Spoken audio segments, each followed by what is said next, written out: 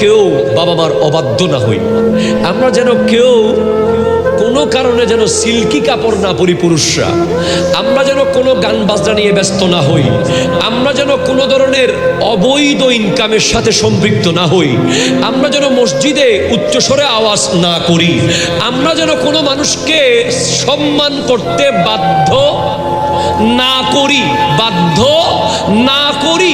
আমরা যেন আমাদের পূর্ববর্তী যারা ইসলাম এ দেশে এনেছে তাদেরকে যেন আমরা গালি না দেই, আমরা যেন মাযহাবের ইমামদের ভুল না ধরি, আমরা যেন বড় বড় মুনিশিদের বিরুদ্ধে না বলি, আমরা যেন আযাবের কারণ না হই। ঠিক কিনা কথা ধরে বলেন?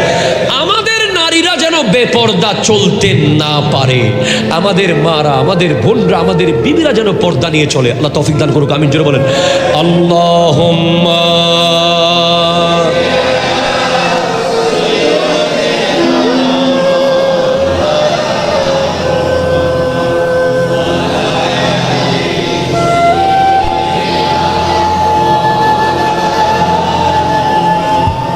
সুবহানাল্লাহ ওয়ালহামদুলিল্লাহ লা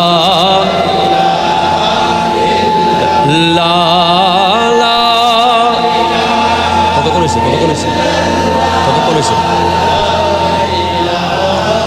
ইল্লাল্লাহ সুবহান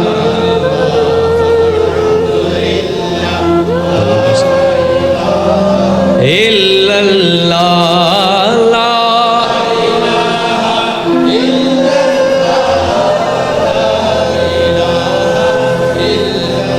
একটু জোরে বলেন সুবহানাল্লাহ। আমি কি আর 5 মিনিট শেষ করে দিব? আপনারা কি বলেন? আর 5 মিনিট জন্য বাজি? আচ্ছা, এতক্ষণ আমি আপনাদেরকে আমলি কিছু কথা বলেছি সমাজ পরিবর্তনের জন্য। একটা ফিলোসফি আমি বাকি রেখে দিয়েছি, যেটা আমি আজকে বলার নিয়ত করেছিলাম। আমাদের প্রধান অতিথি মহোদয় এসেছেন, উনি জানতে চান, শিখতে চান, বুঝতে চান, সেই কারণে ওনাদের সামনে কথাগুলো বলতে ভালো লাগে।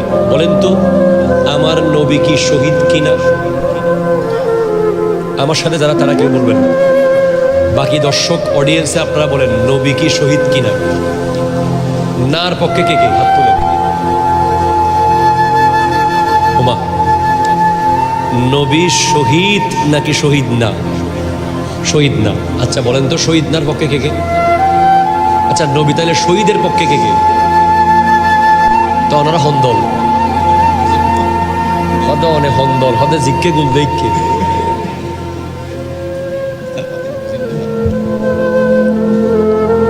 নবীজি শহীদ, জোরে বলেন সুবহানাল্লাহ।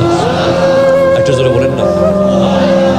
এটা আমি আজকে প্রমাণ করে দেব আগামী 15 মিনিটের ভিতরে।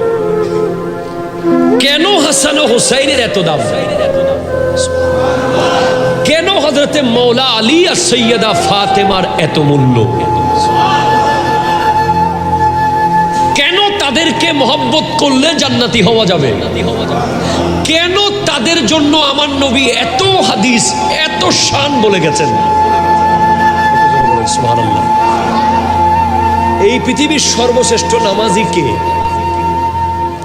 আমার নবী। সুবহানাল্লাহ জোরে বলেন। আমার নবীর চেয়ে দামি কোনো নামাজি আছে? বড় কোনো সিজদাকারী আছে? এই পৃথিবীর সর্বশ্রেষ্ঠ হজকারীকে? আরো জোরে বলেন। এই পৃথিবীর সর্বশ্রেষ্ঠ জ্ঞানীকে? এই পৃথিবীর সর্বশ্রেষ্ঠ পিতাকে? এই পৃথিবীর সর্বশ্রেষ্ঠ স্বামীকে? As a father, as a son, as a social reformer, as a prophet, as a যত শব্দ লাগাইতে পারেন ভালো, নেক।